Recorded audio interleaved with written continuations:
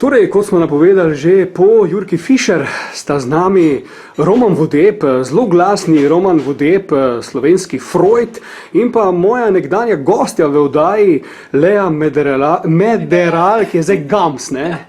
In sta skupaj naredila en vrhunski talk show in pogovor, katerega sem prej malo snemal. In Lea, s tabo bom zdaj začel, ne? Razmišljal sem, ko sem te gledal, kako bi ti ujel med noge en kader hlačk, pa mi ni ratal, tako da zakaj nisi tega naredila najprej tam za mene, ko sem vedela, da te snemam, ne? Mora biti tako estetsko, ne, dava mora imeti noge skupaj lepo. Kaj pa zdaj, ko ni nobenega več, ko sam jaz? Ne. Roman, čakaj ti zdaj pozluj, ne boš. Za naše gledalce malo narediš nekaj. To pa ne, ker veš, jaz nimam tazga poklica, ne, kakor ima kakšne dame, ki pridejo k tebi v oddajo, ne. Moja vloga je pa, da sem voditeljca, sicer zrihtana, ampak ne pa, da razkazujem med noži. Lea, daj mi povej, kaj se je zgodilo s tvojo oddajo Vroče z Leo, da si me zdaj pustila samega v Sloveniji, da sam jaz v fuku govorim, pa noben drug, ne. Kaj se je zdaj zgodilo s tabo, da te ni več na tej sceni, da zdaj čez neke druge oddaje delaš, ne? Rekla sem, ja, isto, ki je tako dober, da mora kar samo ostati. Rekla si doma skupaj, da pa si šla, pizda. Ja, neč, pač spremenila so se pota, TV3 pač je prevzel VPK, tako da sem dobila drugo novo službo na Gol TV-ju, redno zaposlitev. In sem rekla, treba se tudi preizkusiti v nečem novem, a ne sej ne rečem, sem uživala v tej oddaji, veliko novega sem se naučila. Tudi dobila sem veliko medijsko prepoznavnost, ampak je pač čas, da se pokažem v novi luči. Jaz sem v bistvu zelo čustvena, nežna oseba in zelo rada pomagam drugim, zato je zdaj prav, da imam tudi novo oddajo, kjer pomagam soljudem, človek človeku. To sem videl, ne. Roman, tebe pa zdaj prvo vprašanje vprašal prej, v lizanju smo govorili prej v tem tvojem pogovoru in si rekel, da lizanje moškega rajca psihološko, ne, samo dejanje pa ni čisto tako, kot bi naj bilo, si rekel, da ni toliko rajc to, ampak s tem se nisem strinjal, ne. V bistvu za mene je lizanje pičke tudi fizično ful fajna stvar, tako da daj mi ti zdaj pojasni to, kako si to mislil, da ko ližeš fizično, da ti ni tako fajn, da je neki slan, ono drugo, jaz same sladke pičke ližem, tako da to mi ti zdaj pojasni najprej. Struktura moralnega razsojanja v psihološkem smislu uživanja je različna, ne. Jaz sem strogega očeta smel in moje moralno razsojanje mi mogoče pači način fiziološkega uživanja na psihični ravni pri kunilingusu, ne. Torej te treba ozdraviti v bistvu? Ne. Ne, Roman, tebe treba ozdraviti. Ne, jaz bi rekel, da si ti zamujen v otroštvu, da v tvojem štopanju, nazaj držanju pohote, ni vse v redu. Kar pomeni, da je z mano vse v redu. S tabo je vse v redu? Da imaš ti probleme. Misliš? Ja. Da mi je... Jaz navadno imam misel za to, da vem, ne da zgolj da mislim. Torej praviš, da to, da je meni všeč lizanje fiziološko tudi, da to ni v redu? Ne, zdaj bom tako rekel, ti delaš se kurčiti z mano in delaš opozicijo mojemu spoznanju in ti imaš eno mnenje, ki je napačno. Fiziološko lizanje ne more biti v užitek. Ne, užitek je vedno psihološki. Ne, psihološki užitek. Ne, in zdaj, moški lahko psihološko izjemno uživa na eni ravni, ki je drugačna, kaj vem, od povprečnega moškega ali pa od tistega moškega, ki nikoli ne liže, ker ne izpolnjuje ženske željo. Človek pa lahko obrambne mehanizme aktivira tako, da misli, da je njemu to pa slano, pa ne vem, sladko, da je to fiziološko fajn. Ni res, da je fiziološko. Psihološko je to uživanje. Lea, kaj ti praviš na to? Mislim, tvoj fant pravi, da imaš slano pičko ali da imaš sladko pičko? Kaj reče? Ona ima moža. Mislim, moža, so pozabo, zdaj imaš moža, ja. Nič ne pravi, samo pač izpolnjuje pa to mojo željo. Jaz bi rekel, da pravi, da ne o tem govoriti, kaj imamo mi dva v postelji. Ona ne sme o tem govoriti, ker je poročena. Ne, meni bi tale moja žena, mati mojih 2 otrok, ki je sicer izvenzakonska partnerica, mi je vrat zavila. Da bi jaz zdaj govoril, kako mi dva doma seksava. Z tega, da niti ne bom vprašal, ne? No, sej, otroci mi ne dovolijo in so imeli nočne more, ko so mene deklarirali za seksologa. Jaz se ukvarjam s psihoanalizo, ki je resnično veda o seksualnosti, veda o ženski želji, ampak embarrassing je, nerodno je, in to je prav, da je nerodno govoriti javno o tem ali pa se razkazovati. In ta, recimo, bordel oddaja, nekaterim imajo lahko zadržke do tega, ker njihov nadjaz ne dovoli sproščenega gledanja. To je psihološki učinek srama, ki je pričakovan pri večini ljudi. Ne? Tako da večini ljudje je nerodno govoriti o seksualnosti, čeprav midva sva zelo teoretsko to govorila. Ne? Tisto, kar imam jaz na odru, z Lizo Kurz potrebuješ, pa Moniko Bitinski, je že malo vulgarno, ampak je satira, je komično, ljudje se smejijo, ampak to proba umetniško svojima soigralkama umetniško prezentirati in je znosno, s tem, da recimo otroci ali pa mladi nad 18 let lahko to gledajo, otroci ne smejo. Zato, ker človek ni normalen, če mu ni narodno, ko se govori o seksualnosti. Zato je spolsko, recimo, jaz sem bil predsednik programskega sveta Trbovske televizije, sem jaz prepovedal pornografijo. Ti prepovedal pornografijo? A ga slišiš? A ga slišiš? Do polnoči. No dobro, se malo daje od polnoči naprej. Če bi bilo pa vem, ker ponovadi, pa jaz malo šaltam, pa malo celo pogledam tale bordel, ni dobro, če otroci to prehitro vidijo.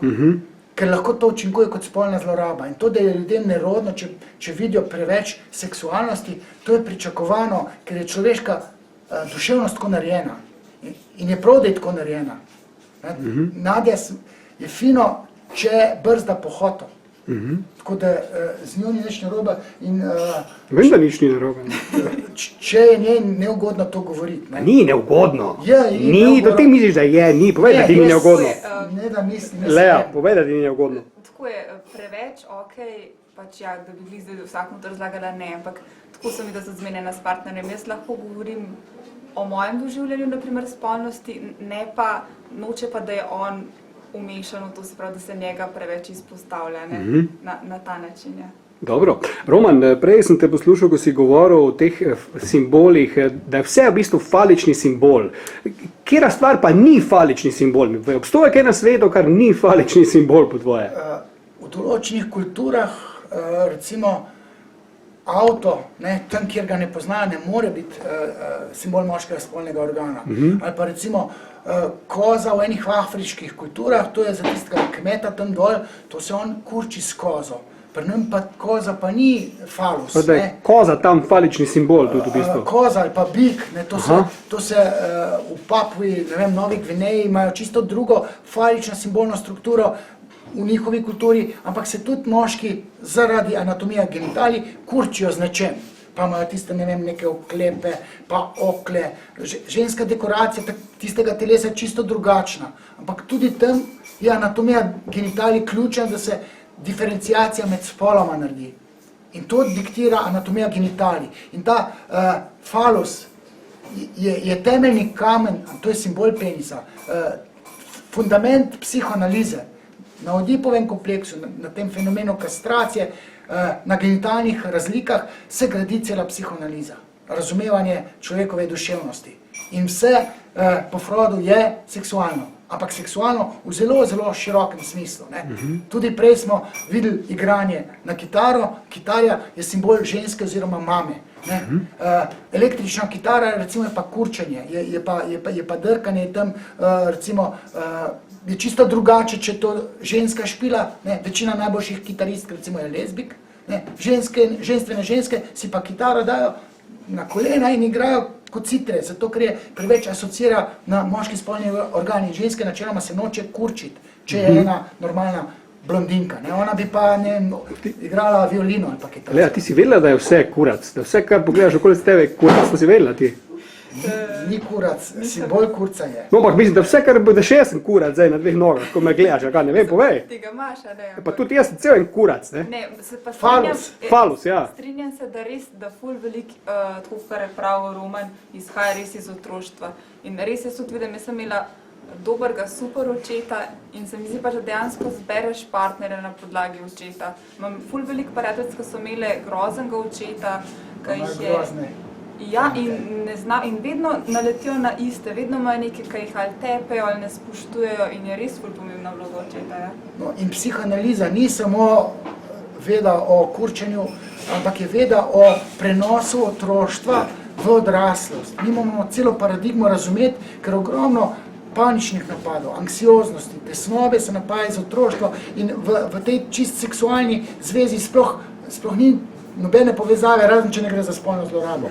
Tukaj so prej ločitve, ali pa zastraševanja, ali pa gledanje klanja. Tako da ta psihoanaliza se je veda o ženski želji, je veda o seksualnosti, je veda, kako se kurčiti, ampak je še bistveno več. Res pa je, da je v končni fazi po Freudu vse na nek način seksualno. To mi je, Roman, te feministke zelo glasne, ne, tvoje, ko praviš, da bi se žgale na grmadi, pa ubile, vi že si v resnici želijo fukati s tabo, pa ne upaj povedati.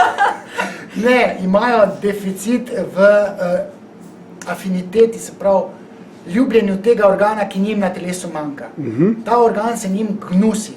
Namesto, da se mi ta organ iz sramu prelevi v željo. Feminizem je vzklil na zavidanju penisa. Ne?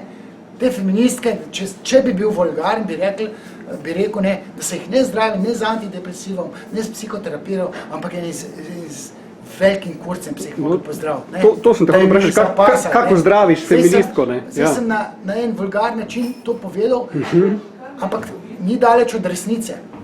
One sovražijo tisto, kar bi moglo biti epicenter njene želje, kar je pri normalni ženski pa je. Kot sem rekel, da si ženske v resnici ne želijo moškega, ampak organ, ki njej na telesu manjka, slučajno ga ima pa moški. Pri feministkah je pa to vse porušeno, ker imajo v odipalni fazi ustoličeno zavidanje penisa, ki je legitimen koncept, Freudov koncept. Lea, to mi še povej, kako ste se vidva najdla, prišla na idejo tega talk showa, to mi zelo hitro. Enkrat je bil Roman v bistvu gost v moji oddaji, in je bil ful velik odziv na njega. Tako vedno, ne? Ja, ne. In v bistvu povezal na je menedžera, ne, in se mi zdi, v bistvu zadeva ful zanimiva, ne, zato ker pač res govori take zanimive stvari, ki če tako dobro razmišljaš, ne, pač res veljajo. Držijo, ne? Ampak so znanstvene. Jaz poskušam seksualno, znanstveno, teoretsko argumentirati.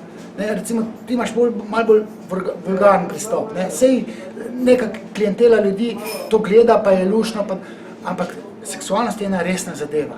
Mi moramo na resen način v fundamentih razumeti spolnost, seksualnost. In psihoanaliza je ta miselni koncept, govorimo o psihoanalizi kot miselnem konceptu, ne kot metodi zdravljenja z besedo, kot psihoterapiji. Skozi psihoanalizo, skozi Freuda se da idealno razumeti bistvo seksualnosti, jedro seksualnosti in vse dimenzije, stratosfera seksualnosti.